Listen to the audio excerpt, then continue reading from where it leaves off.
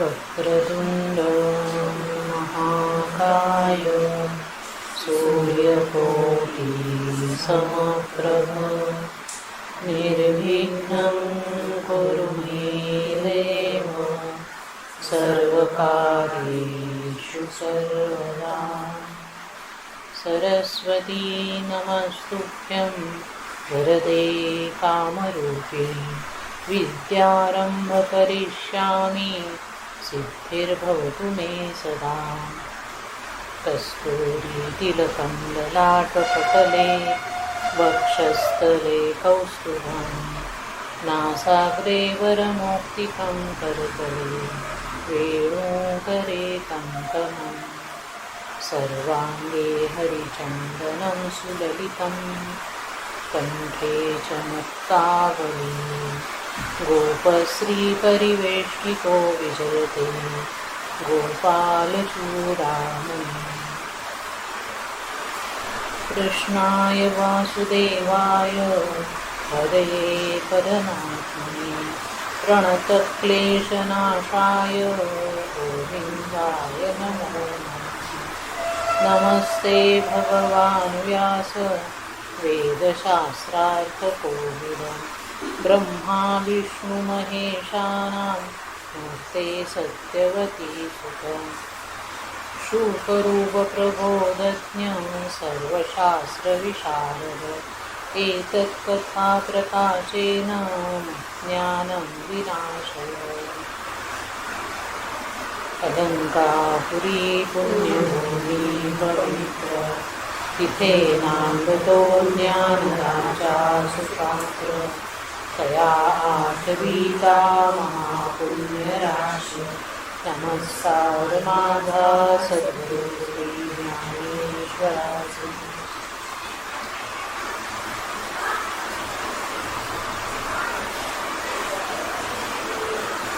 गोविंद राधे गोपाल राधे गोविंद राधे गोपाल राधे गोविंद राधे गोपाल राधे गोविंद राधे गोपाल राधे राधे राधे गोविंद गोविंद राधे राधे राधे गोविंद गोपाल राधे राधे राधे गोविंद गोविंद राधे राधे राधे गोविंद राधे गोविंद राधे गोपाल राधे गोविंद राधे गोपाल राधे गोविंद राधे गोपाल राधे गोविंद राधे गोपाल राधे राधे राधे गोविंद गोविंद राधे राधे राधे गोविंद गोविंद राधे राधे राधे गोविंद गोपाल राधे राधे राधे गोविंद गोपाल राधे गोविंद राधे गोपाल राधे गोविंद राधे गोपाल राधे गोविंद राधे राधे गोपाल राधे गोविंद राधे राधे गोपाल राधे राधे राधे गोविंद गोपाल राधे राधे राधे गोविंद गोपाल राधे राधे राधे गोविंद गोपाल राधे राधे राधे गोविंद गोपाल राधे राधे राधे गोविंद गोपाल राधे राधे राधे गोविंद गोपाल राधे गोपाल कृष्ण भगवान की जय। श्री ज्ञानेश्वर महाराज की जय। जय जय रघुवीर समर्थ। ओम नमो भगवते वासुदेवाय। आपण श्रीमद भागवत पुराण पाहतो आहोत आणि काल आपण सृष्टीची निर्मिती पाहिली। ती सृष्टीची निर्मिती साक्षात ब्रह्मदेवांपासून होते। ब्रह्मदेव यांच्या शरीरापासून एक स्त्रीचा देह आणि एका पुरुषाचा देह निर्माण होतो ती स्त्री जी आहे ती शतरूपा नावाची आहे आणि जो पुरुष आहे ते स्वयंभू मनु आहे. आणि मग त्यांच्यापासून त्यांना 2 मुलं होतात, एक उत्तानपाद आणि दुसरा प्रियव्रत, आणि 3 मुली होतात, एक आकुती, दुसरी देवहूती आणि तिसरी प्रसूती. त्यानंतर उत्तानपाद राजा जो आहे त्या उत्तानपादाची कथा आपण काल पाहिली. उत्तानपादाचा मुलगा ध्रुव, या ध्रुवाने अत्यंत घोर अशी तपश्चर्या केली आणि त्यानंतर भगवान श्री विष्णूंना साध्य करून घेतलं, त्यांचं दर्शन त्यांनी करून घेतलं. त्यानंतर अतिशय चांगल्या पद्धतीने राज्यकारभार ध्रुवाने सांभाळला. त्यानंतर त्याचा जो भाऊ होता उत्तम तो यक्षांकडून मारला गेला आणि त्याची जी सावत्र आई होती सुरुची ती आपल्या मुलाला शोधायला म्हणून वनात गेली आणि त्या वनाला आग लागली, त्यात ती जळून खाक झाली. ही गोष्ट ध्रुवाला कळल्यानंतर ज्या यक्षाने आपल्या भावाला मारलं त्या यक्षाला सोडायचं नाही, त्या यक्षाचं दमन करण्याकरता म्हणून ध्रुव वनामध्ये गेले आणि त्या यक्षाला त्यांनी मारलं. त्याचबरोबर संपूर्ण यक्षकुळाचाच आता नाश करावा या हेतूने त्यांनी ब्रह्मास्त्र सोडला. ते ब्रह्मास्त्र ही सोपी गोष्ट नसते आणि म्हणून या ध्रुवाचे आजोबा स्वयंभू मनु त्या ठिकाणी आले आणि स्वयंभू मनुंनी ध्रुवांना समजून सांगितलं की तुम्ही वैष्णव आहात, विष्णूचे भक्त आहात आणि जे लोक विष्णूचे भक्त असतात, वैष्णव असतात, ते दुसऱ्या कोणाचाही विनाकारण जीव घेत नाही, कोणालाही विनाकारण त्रास देत नाही. त्यामुळे तुम्ही असं करणं बरोबर नाही. विष्णू सर्वांवर प्रेम करायला शिकवतात आणि म्हणून भगवान शिवशंकर हे वैराग्याचं प्रतीक आहे, तर भगवान श्री विष्णू हे प्रेमाचं प्रतीक आहे. आणि म्हणून आपल्यापेक्षा जे लोक मोठे आहेत त्यांच्याप्रती सहनशीलता असावी, आपल्यापेक्षा जे वयाने लहान आहेत त्यांच्याविषयी दया असावी, आपल्या बरोबरीची जी लोक आहेत त्यांच्याविषयी मैत्री असावी आणि समस्त प्राणीमात्रांविषयी तुम्ही समतेचं वर्तन करायला हवं. जर तुम्ही असं केलं तरच श्रीहरी प्रसन्न होते, भगवान श्री विष्णू प्रसन्न होते. अन्यथा तुम्ही भगवान श्री विष्णूंना प्राप्त करून घेतलं आहे, ते तुमच्यावर नाराज व्हायला वेळ लागणार नाही. तर एवढे कष्ट करून तुम्ही भगवंतांना साध्य करून घेतलेलं आहे, तर आता सुद्धा तुम्हाला तुमचं आचरण शुद्ध ठेवणं अपेक्षित आहे. म्हणजे याच्यातून आपल्याला एक गोष्ट लक्षात येते की भगवंताची प्राप्ती झाल्यानंतरही या ध्रुवांनी शिस्तीतच राहायला हवं, योग्य पद्धतीनेच आचरण ठेवायला हवं, हा नियम आहे. आणि जर ती शिस्त त्यांनी पाळली नाही, स्वैराचार केला किंवा मी काहीही करेल, भगवंत मला प्राप्त झालेले आहेत असं म्हणून चालत नाही, हा त्याचा अर्थ होता. ध्रुवाचा क्रोध आजोबांच्या उपदेशाने शांत झाला. त्यावेळेला यक्षांचे अधिपती कुबेर तिथे आले आणि मग कुबेर आणि ध्रुव यांच्यामध्ये एक सुंदर असं नातं प्रस्थापित झालं. कुबेरांनी ध्रुवाच्या हृदयामध्ये अचल भक्ती राहील असं वरदान ध्रुवाला दिलं. प्रत्येक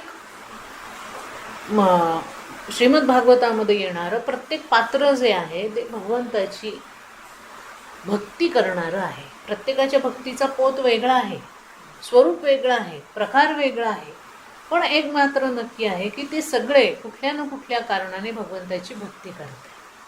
आणि भक्ती करत असल्यामुळे, भगवंताविषयी आत्मीयता असल्यामुळे आपल्याजवळ जी लोक येतात त्या लोकांना ते प्रेमाने आपलंसं करतात, त्यांच्या योग्य वर्तनाचा आदर सत्कार करतात आणि जर त्यांचं वर्तन योग्य नसेल तर वेळीच त्यांना समज द्यायलाही मागे पुढे पाहत नाही, यावरनं आपल्या लक्षात येतं.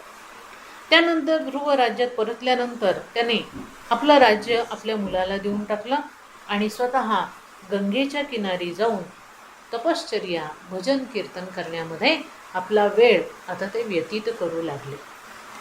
गंगा प्रवाहाच्या आवाजाने ध्रुवांच्या ध्यानामध्ये विक्षेप निर्माण व्हायला लागला आणि त्यांनी विचार केला की आपण इथे थांबलो आहोत, ध्यानधारणा करतोय, पण गंगेचा जो आवाज आहे प्रवाहाचा त्याच्यामुळे आपलं ध्यान भंग पावत आहे, त्यामुळे इथून आपण आता निघून जाऊया.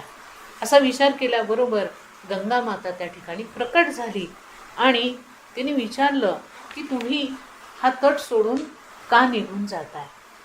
त्यावेळेला ध्रुवाने सरळ सरळ सांगून टाकलं की माते, तुझा खळखळ आवाज माझ्या ध्यानामध्ये विक्षेप उत्पन्न करतो. त्यावरती गंगा म्हणाली की ध्रुवा, तू जसा शांतपणे ध्यान करतोस तशीच मीही शांतपणे इथून पुढे मार्गक्रमणा करेल. माझ्या प्रवाहाचा आवाज होणार नाही, पण तू इथून जाऊ नकोस. गंगा शांत झाली. आजही गंगेचे प्रवाह ऋषिकेशाच्या ठिकाणी ध्रुव आश्रमाजवळ शांत आहेत. जर खऱ्या अर्थाने भगवंताची भक्ती मनापासून करायला लागलो आपण तर निसर्ग सुद्धा आपल्याला सहाय्यभूत होतो. हे याचं उदाहरण. गंगेला सुद्धा असं वाटलं की हा तपस्वी आहे, वृत्तीने शांत आहे, अत्यंत सात्विक आहे आणि त्याचं सानिध्य आपल्याला लाभायला हवं. ओके. आणि म्हणून ती म्हणते की मी स्वतः शांत होते, पण तू इथून जाऊ नकोस. आणि म्हणून ऋषिकेशाजवळ जिथे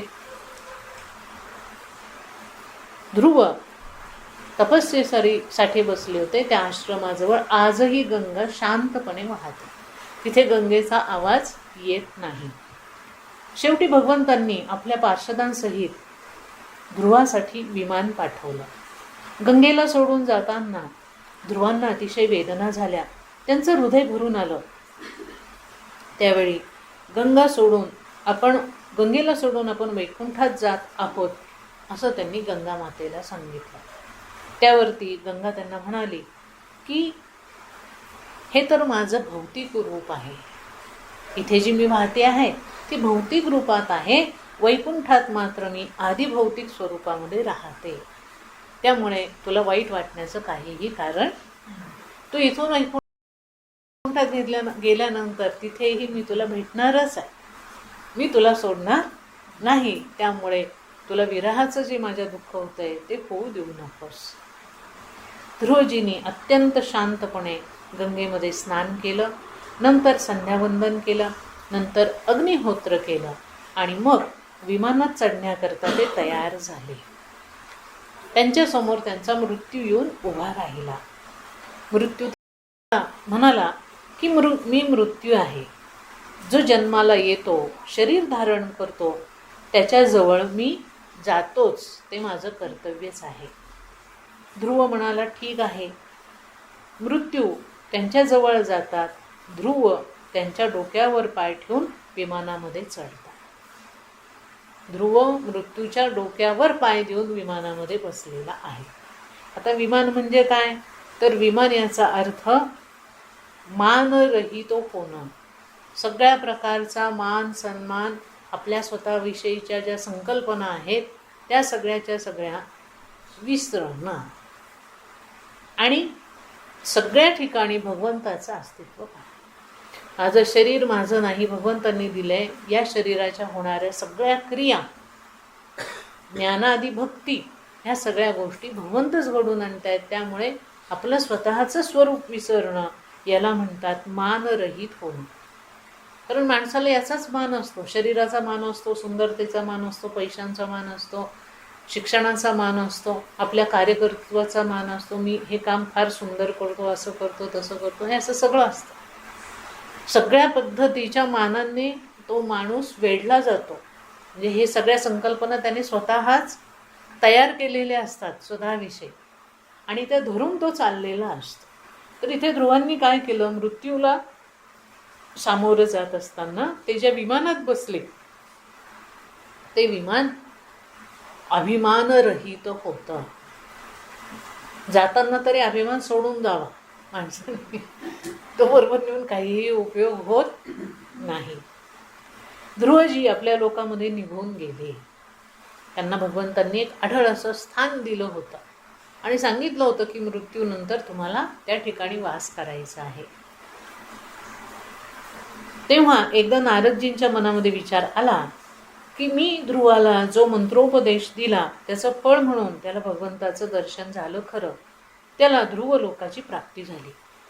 पण आता माझा शिष्य काय करतो आहे, तो कुठल्या अवस्थेमध्ये आहे हे पाहण्याची उत्सुकता नारदजींच्या मनामध्ये निर्माण झाली आणि नारदजी ध्रुव लोकामध्ये ध्रुवाला भेटायला गेले. ध्रुवाला भेटायला गेल्यानंतर आपले गुरु आल्यामुळे त्यांनी यथोचित असा गुरूंचा सत्कार केला, त्यांना वंदन केलं आणि त्यांच्या डोळ्यातून अश्रू व्हायला लागले. ते अश्रू पाहून नारदांना मोठं आश्चर्य वाटलं आणि त्यांनी विचारलं की ध्रुवा, तू रडतोयस? काय झालं? का रडतो आहेस?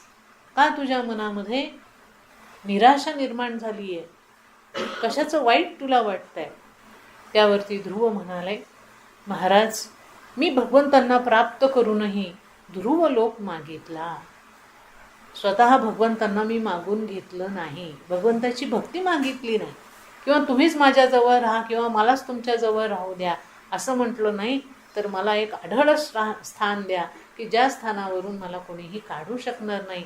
इतकी किंचित हलकी गोष्ट मी भगवंताकडे मागितली, याचा मला आता पश्चाताप होतो आहे आणि म्हणून माझ्या डोळ्यातून अश्रुपात होत आहे. नारदांना हे ऐकून अतिशय प्रसन्नता वाटली आणि ते त्याचे गुणगान करू लागले. ते म्हणाले की भगवंताचा भक्त ध्रुवासारखा असावा, की ज्याला आपण केलेल्या चुकीची जाणीव होते आणि भगवंताच्या भक्तीसाठी ज्याचं मन तळमळतं, असा भक्त श्रेष्ठ भक्त आहे, असं म्हणून नारदजी तिथून निघून गेले. ध्रुवाचा एक मुलगा उत्कल नावाचा होता. तो अवधूत होता. लहानपणापासून त्याची वृत्ती अत्यंत विरक्त होती. तो आत्मा ब्रह्म्याशी एकरूपतेच्या अनुभवामध्ये मग्न झाला होता. लहानपणापासूनच तो विरक्त असल्यामुळे राज्यकारभार करावा असं त्याला कधीही वाटलं नाही. उलट त्याच्या घरामध्ये जे काही भोग विलास होते त्याच्यापासूनही तो लांब गेलेला होता. म्हणून त्याने राज्याचा स्वीकार केला नाही. त्यामुळे ध्रुवाचा दुसरा मुलगा वत्सराला राज्य मिळालं. वत्स नाव त्याच्या मुलाचं होतं दुसऱ्या, त्याला ध्रुवांनी राज्य देऊन टाकलं. याच ध्रुवाच्या वंशात पुढे अंग नावाचा राजा होऊन गेला. त्याचा विवाह मृत्यूच्या नातीशी, मृत्यू देवता जी आहे तिच्या नातीशी म्हणजे मुलीच्या मुलीशी झाला. त्या मुलीचं घरात येण्यामुळे घरातील सुख समाधान नासलं. तिला पुत्र होईना. आता ती मृत्यूची नात आहे. मृत्यू म्हणजे अमंगल गोष्ट मानली जाते. त्या अमंगल गोष्टीची नात किंवा तिचा अंश जर घरात आलं तर घरामध्ये सुख समृद्धी आनंद समाधान नांदेल का? नांदणार नाही. तसंच झालं. मग त्यांनी ब्राह्मणांच्या संमतीने पुत्रकामेष्टी यज्ञ केला. हा जो वत्सरा नावाचा अंग नावाचा जो राजा आहे त्याने पुत्रकामेष्टी यज्ञ केला आणि तिच्या माहेरच्या गुणांनी प्रभावित झालेला एक मुलगा त्यांना झाला. त्याचं नाव त्यांनी वेन असं ठेवलं, राजा वेन. लहानपणापासून हा मुलगा प्रजेला त्रास देत असे आणि तो वागतही राक्षसासारखा होता. तो जिथे जिथे जात तिथे तिथे लोकांना प्रत्यक्ष मृत्यू आला आहे असं वाटत असे. म्हणजे तो लोकांच्या जीव घेण्या खोड्या काढत असे. काही मुलं अत्यंत म्हणजे अत्यंत वाईट वृत्तीची असतात लहानपणापासूनच आणि ती मुलं केवळ आणि केवळ विध्वंस करतात.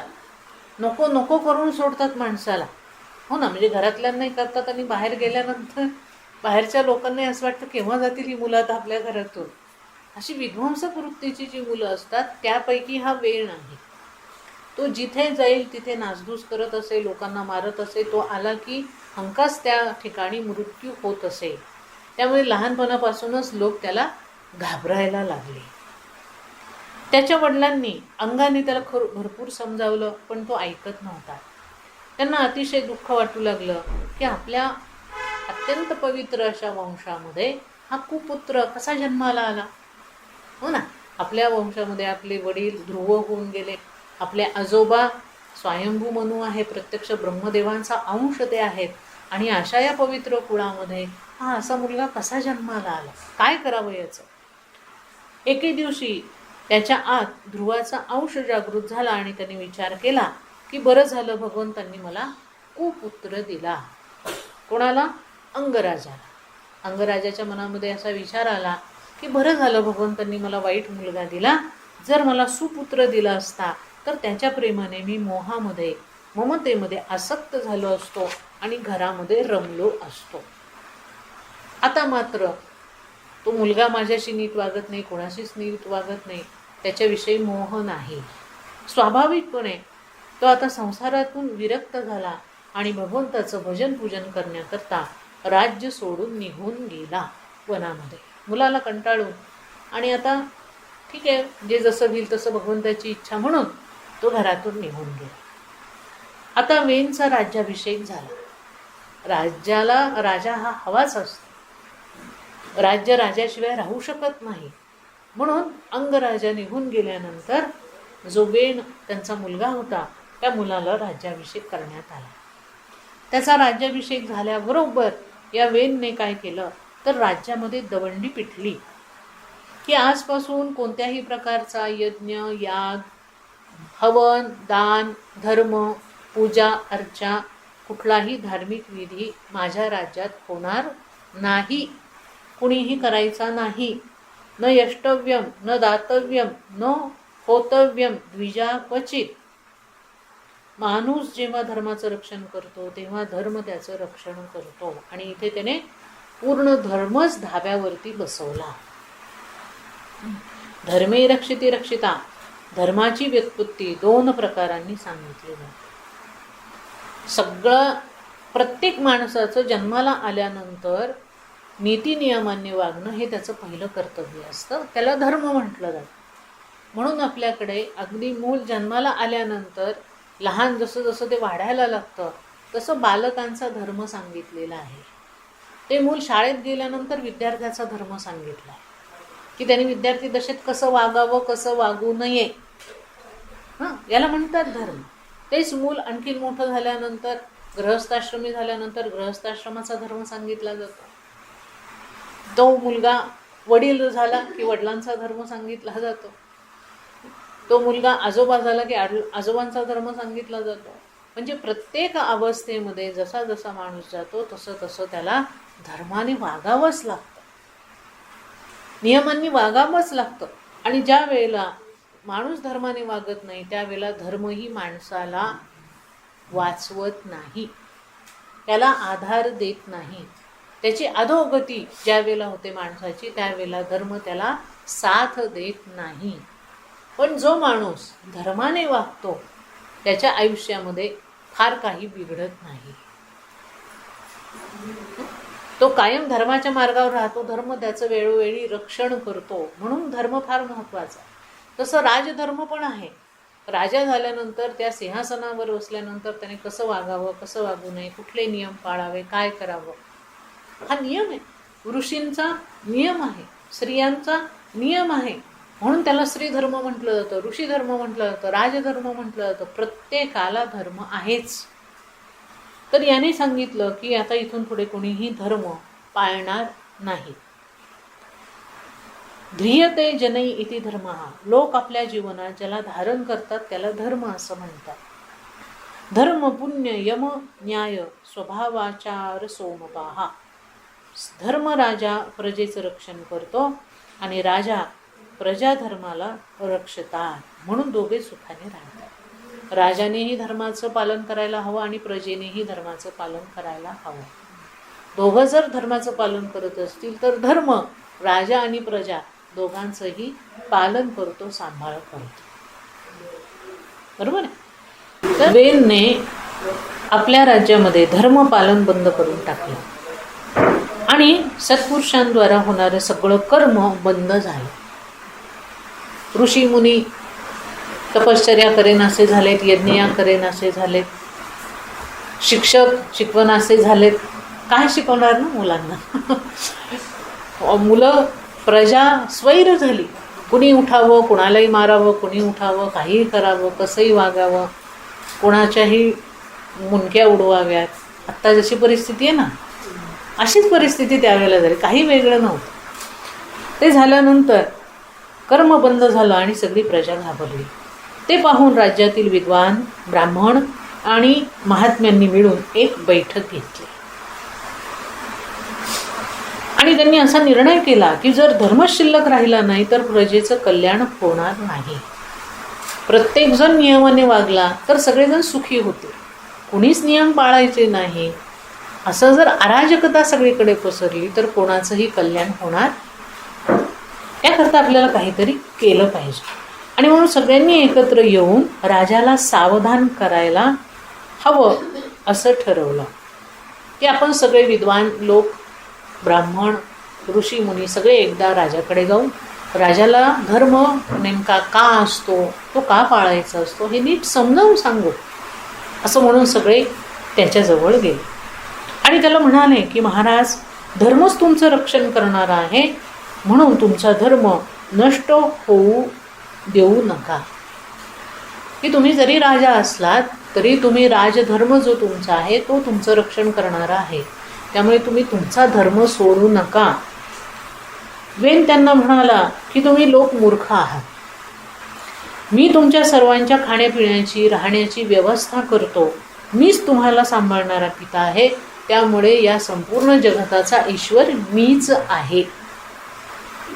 त्यामुळे तुम्ही भ्रमात राहू नका की कोणीतरी धर्म नावाची शक्ती तुम्हाला सांभाळते वगैरे. अहो, सगळा करता करविता मीच आहे, मीच राजा आहे ना तुमचा. त्या विद्वान ब्राह्मणांनी त्यांचं बोलणं ऐकलं आणि तिरस्कारपूर्वक एक हुंकार केला. त्या हुंकाराच्या ध्वनीच्या आघाताने तो वैन राजा मरण पावला. सात्विक लोकांमध्ये केवढी शक्ती असते हे त्याचं उदाहरण. लोक ब्राह्मणांना कसपटासारखे मानतात, पण जे खरंच ब्रह्मशक्तीची उपासना करणारे ब्राह्मण असतात, विद्वान असतात, ज्ञानी असतात, त्यांच्या अंतर्यामी एवढी शक्ती असते की त्यांनी नुसतं असं केल्याबरोबर तो राजा मेला. जो स्वतःला ईश्वर समजत होता तो नुसत्या एका हुंकाराने गेला. महात्मा लोक तिथून निघून गेले, पण वेनच्या मातेने त्याचं शरीर मात्र उचलून सुरक्षित ठेवलं होतं. तिने त्याचा अग्निसंस्कार केला नव्हता. आता प्रजेला राजा राहिला नाही, त्यामुळे कुठलंही नियंत्रण नाही. त्याचा परिणाम प्रजेमध्ये अराजकता निर्माण झाली. ज्याच्या मनात जे येईल तसं तो वागायला लागला. चोर डाकू वाढले. कोणाचाच धाक कोणाला राहिला नाही. ज्याची त्याची मनमानी व्हायला लागली. हे पाहून पुन्हा महात्मे लोक व्याकुळ झाले आणि त्यांनी वेनच्या मृत शरीराचं मंथन केलं. की आता खरं तर त्या वेनला कुणी मुलगा वगैरे नव्हता, त्याचं लग्नही बहुतेक झालेलं नसावं असं दिसतंय याच्यामधून. मग आता तो जो राजा आहे त्याच्याच शरीराचं मंथन करून त्या शरीरातल्या शक्तीच्या माध्यमातून पुत्रप्राप्ती करता येते का हे पाहण्याकरता त्यांनी त्याच्या शरीराचं मंथन केलं. प्रथम त्याच्या शरीरातून एक काळा पुरुष निर्माण झाला. कारण तो राक्षसच होता ना, राक्षसी वृत्ती होती, त्यामुळे त्याच्या शरीराचं मंथन केल्याबरोबर एक राक्षसी आकृती, काळी आकृती बाहेर आली. त्याच्या दोन्ही हातांमध्ये पालनी नावाच्या शक्तीपासून अर्चन भक्ती रूप ऋतू आपल्या पत्नीसह प्रकट झाला. पहिल्यांदा एक काळा पुरुष निर्माण झाला आणि नंतर त्या वेनच्या दोन्ही हात जे आहेत त्या हातांचं मंथन केलं. त्या हाताच्या मंथनामधून पालनी नावाची जी एक शक्ती असते हातामध्ये, त्या शक्तीपासून पृथू नावाचा राजा आपल्या पत्नीसहित बाहेर आला.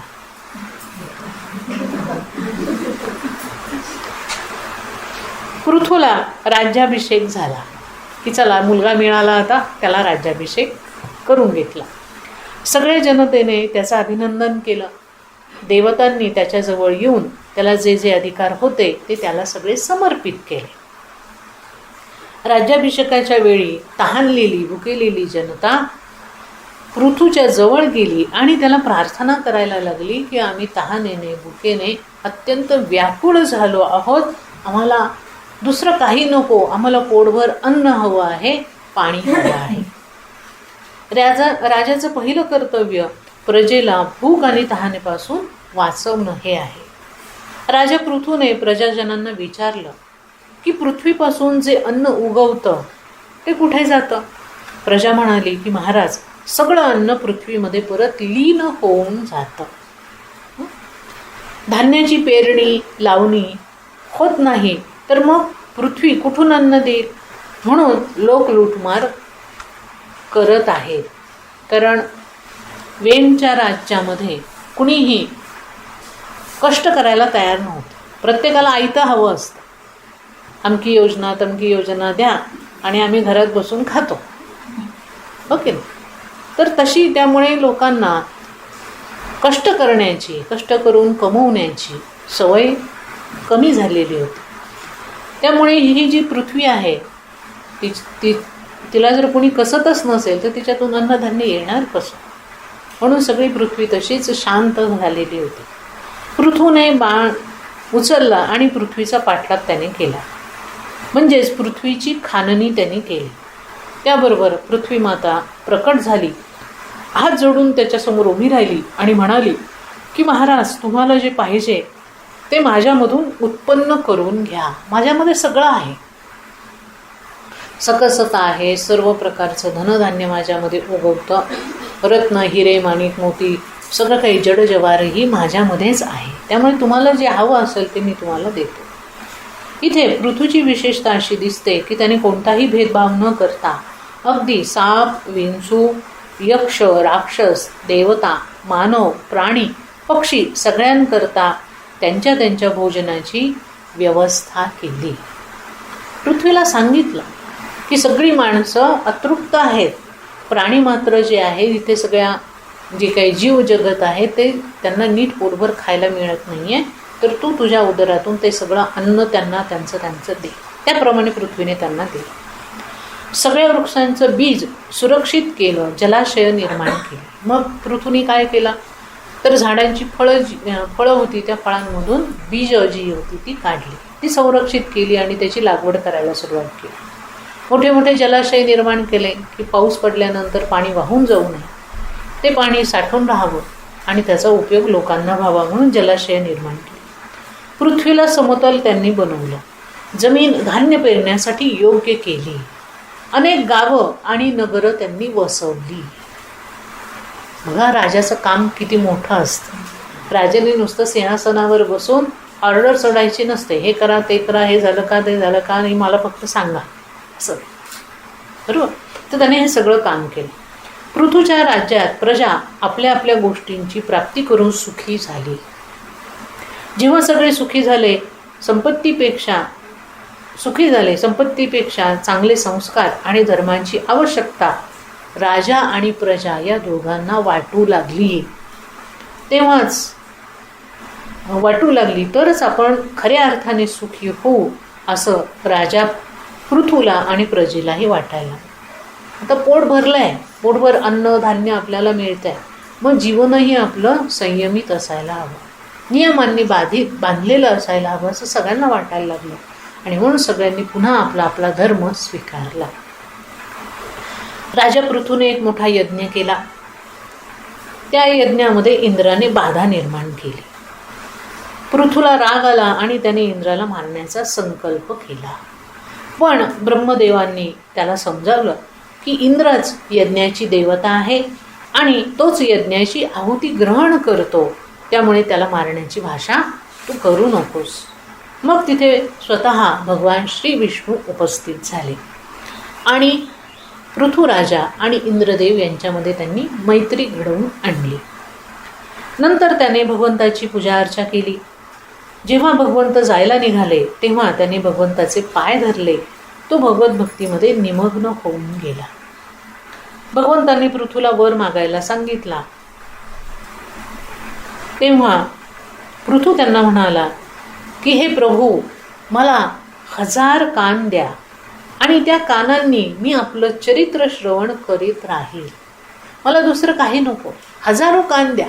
का तर एका कानाने 2 कानांनी मी तुमचं चरित्र ऐकतो तर त्याच्यामध्ये माझं समाधान होत नाही.